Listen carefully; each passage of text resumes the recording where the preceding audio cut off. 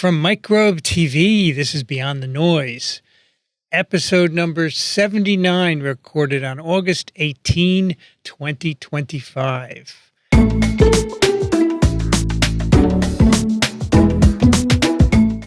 I'm Vincent Racaniello, and joining me today is your host, Dr. Paul Offit. Hi, Vincent.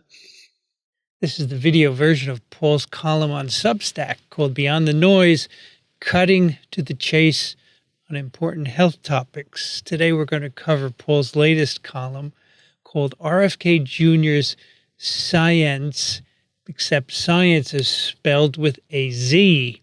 I don't know how we should say it in English, but why did you spell science with a Z in this column, Paul? Well, when he refers to scientific studies or science, he's really not referring to anything that is backed by scientific studies. So we really shouldn't call it that. When he holds up a paper and he says this is landmark science, or he holds up a paper and he says this is gold standard science, I think he shouldn't use the word science. So I'm trying to think of a different word. Okay. Science with a Z. So let's go through some of this non-science stuff that he has proclaimed. First, he canceled mRNA vaccine investments. Why did he do that?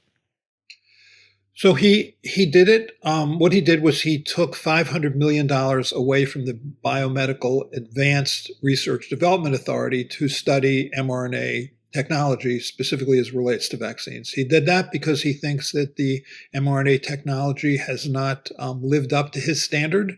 He thinks that the mRNA technology has made for a vaccine, in the case of COVID vaccine, that where the risks outweigh the benefits. And he had a number of reasons that he listed for why that should happen, none of which was really scientifically supportable.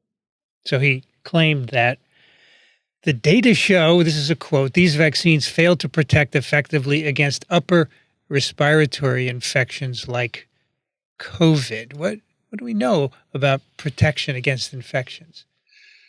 Well, so first of all, it's hard to protect against infection. The goal of this vaccine is to protect against specifically severe disease, which is the goal of any short-lived mucosal infection, like influenza virus or respiratory syncytial virus and SARS-CoV-2 virus, the virus that causes COVID. The goal of this vaccine is to keep people out of the hospital, out of the intensive care unit, and out of the morgue. So did this vaccine do what it was supposed to do? And the answer is yes. I mean, in 2021, when we first had that vaccine, you were 12 times more likely to be hospitalized and die if you didn't get a vaccine than if you got one. The following year, in 2022, you were 6 times more likely to be hospitalized and die if you didn't get a vaccine than if you got one. People have estimated that somewhere between 2 and 3 million lives were saved by this vaccine, and others have estimated that between 200,000 and 250,000 people lost their lives because they chose not to get this vaccine. This vaccine saved lives. I mean, look at the number of deaths that have occurred in this country from before we had a vaccine every day versus after we had a vaccine. It's dramatically decreased. As long as we've been doing this Beyond the Noise, we've been saying this, that COVID vaccines protect against severe disease. And before we started this, we were saying it on TWIV. So I guess RFK Jr. doesn't listen to our podcast, Paul. I can't imagine why not. He also said he's going to be shifting funding towards safer, broader vaccine platforms that remain effective even as viruses mutate. So what does that mean? Well, as you have said often on This Week in Virology, all viruses mutate, but they don't mutate necessarily in the same way. So, for example, influenza virus mutates from year to year, so much so that vaccination or natural infection the previous year doesn't necessarily protect you well the following year. And even to some extent, it continues to move or mutate in that same season. Human immunodeficiency virus continues to mutate during a single infection. So the initial antibody response you have to HIV can, in fact, neutralize the virus, but the virus continues to move away from that antibody response. So you're infected. It's as if you're infected with many different HIV strains, which is one of the reasons why it's so hard to make an HIV vaccine. Measles virus mutates. Nonetheless, despite the fact that we've had a measles vaccine since 1963, that vaccine remains effective against that virus. So even though the virus mutates, it's never mutated away from recognition by the immune response induced by vaccination for now more than 60 years. So I think when he says that we're going to be making a vaccine that sort of is resistant to, mutation, good luck with that. Haven't researchers been trying to make broadly protective vaccines for a long time? What does he have that's special and different from all that? No, I trained in Walter Gerhardt's lab at the Wistar Institute back in the 1980s, and he was working on a universal influenza vaccine, looking at the matrix protein. And it's not for lack of money or lack of expertise or lack of hard work. We haven't been able to make a universal flu vaccine. It's really hard to do. I mean, Dr. Gerhardt said to me something back then that I'll never forget, which is he said, if you want a research career that lasts for the rest of your life, study influenza virus. It's true to this day. What is really remarkable about that statement that we're going to have broader, safer vaccine platforms is that he doesn't want you to have vaccines. It's just another way that he's lying, basically. Right. And when he was asked to provide data for the decisions he was making, specifically, he had said that, I've talked to experts at HHS. I've talked to experts at NIH. People said, well, could you name those experts so we can talk to them? He refused to do that. And then he provided sort of studies, but the studies that he provided really didn't in any way support the statements that he was making. He refused to name them because he didn't talk to anyone. I mean, this is the thing. If you talk to someone and then you discuss it, a normal scientist would say, yeah, I talked with so-and-so. I talked with Paul Offit about this. But he doesn't do that because he never talked to anyone. Oh boy. He makes it up. Makes everything up. Here's one that just blows me away. He says mRNA vaccines cause mutations that prolong pandemics. The vaccine paradoxically encourages new mutations and can actually prolong pandemics as the virus constantly mutates to escape. I don't get that at all. Didn't the pandemic stop because we vaccinated enough people? The opposite was true. I mean, it's when SARS-CoV-2 virus raised its head in Wuhan, China in late 2019, that strain was called the ancestral strain or Wuhan 1 strain. But that's not the strain that left China. The strain that left China was really the first mutation. It didn't have a Greek letter designation. It was called D614G, but it was more contagious, and then swept across Asia, swept across Europe, and then was ultimately replaced by the Alpha variant, and then was replaced by the Delta variant. That all happened before there ever was a vaccine. So the vaccine wasn't creating a selective pressure to make those variants. This virus was doing that on its own. We see this with all viruses. Viruses induce immunity, and the immunity exerts a selective pressure on the virus. And as you said, some viruses are able to change and others are not. And we understand this, right? It's just amazing. And another one, he says, HHS has determined. I mean, HHS is a huge organization. Like, what part of HHS? All right, never mind. HHS has determined that mRNA technology poses more risk than benefits for these respiratory viruses. HHS has determined that mRNA technology poses more risk than benefits for these respiratory viruses. Is that true? No, I when I was on and still am on the FDA Vaccine Advisory Committee, when we sat around the table, at least the theoretical table, the Zoom table, in December of 2020, and considered whether or not we were going to recommend authorization of these two vaccines. The Pfizer vaccine had been tested in 40,000 people in a 1-to-1 placebo-controlled trial. So 20,000 people, adults, got that vaccine. Moderna was 30,000, again, 1-to-1 placebo-controlled. So 15,000 adults got that vaccine, which means you're looking at 35,000 people who got a vaccine. And you were asked to make a recommendation, authorization for a vaccine that is about to be given to hundreds and hundreds and hundreds of millions of people. You know the other shoe was going to drop. You know that there is going to be some serious, rare adverse event that's going to be seen when you give it to hundreds of millions of people that you didn't see when you gave it to just tens of thousands of people. And that's what happened. And in the case of the mRNA vaccines, it was myocarditis, which is inflammation of the heart muscle. It occurred primarily initially within 4 days of dose 2 in boys and young men between 16 and 29 years of age. And for the most part was transient, self-resolving, short-lived. Now, according to the CDC, for the last 3 years, we haven't seen myocarditis as a consequence of this vaccine, probably because we have a highly immune population that's either been multiply naturally infected or multiply vaccinated. So the incidence of myocarditis has gone to the point we don't see it anymore. That was a very, very small price to pay for this vaccine. As distinct, say, from the J&J vaccine, the Johnson & Johnson adenovirus vector vaccine, which was a rare cause of clotting, which was severe and could be fatal and ultimately drove that vaccine off the market. So I think the mRNA COVID vaccines in the world of vaccinology were remarkably safe and remarkably effective. He's picked on the wrong vaccine to say that it was unsafe. Isn't it true that COVID can also cause myocarditis?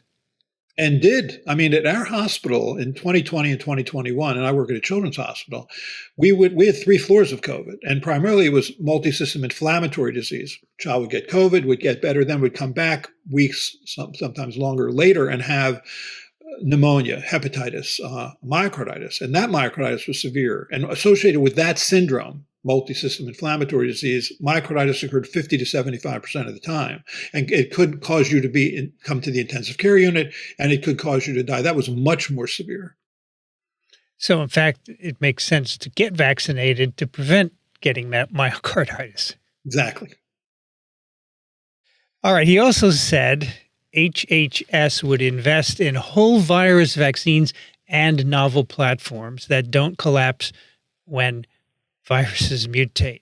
We're prioritizing the development of safer, broader vaccine strategies, like whole virus vaccines and novel platforms that don't collapse when viruses mutate.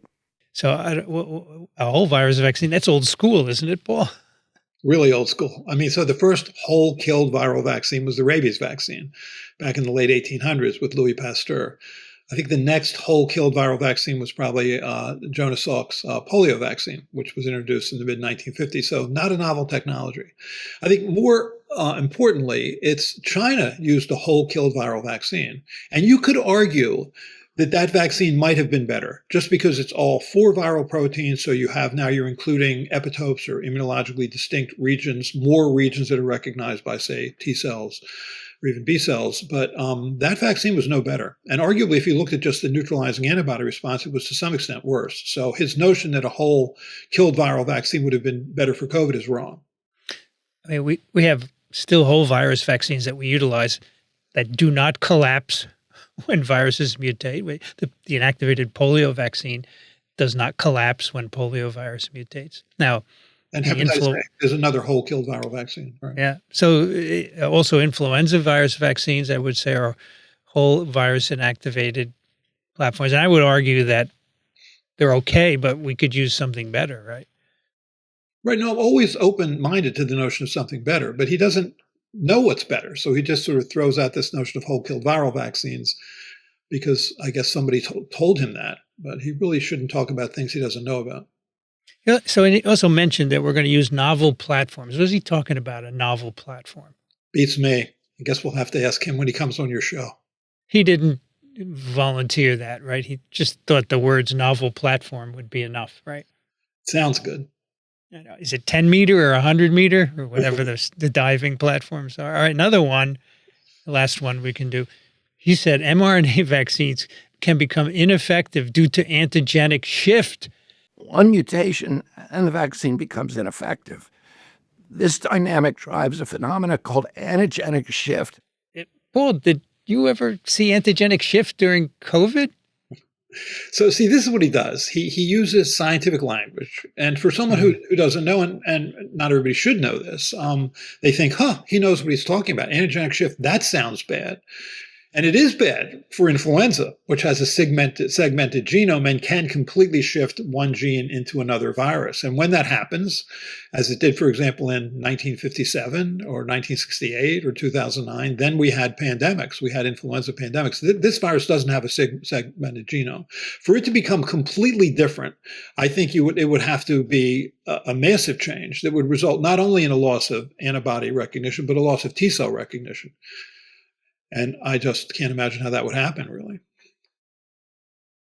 I mean, the real issue here is that if antigenic shift happens, it's not a problem only for mRNA vaccines. It's a problem for any kind of vaccine that we have today because we don't have vaccines that are universal yet. Right. Also, he underestimates T cell response. I mean, he's always talking about sort of mutating away from B cell or antibody responses. But I think Dan Baruch, who's a Harvard immunologist, said it best. He said cytotoxic T cells were the unsung hero of this pandemic. And I think, the T cells are generally long lived. The epitopes or immunologically distinct regions recognized by cytotoxic T cells are generally conserved across strains from Wuhan 1 strain all the way to the current strain. So I don't think he realizes the value of T cells. No, if someone brought that up, he would just dismiss it, undoubtedly.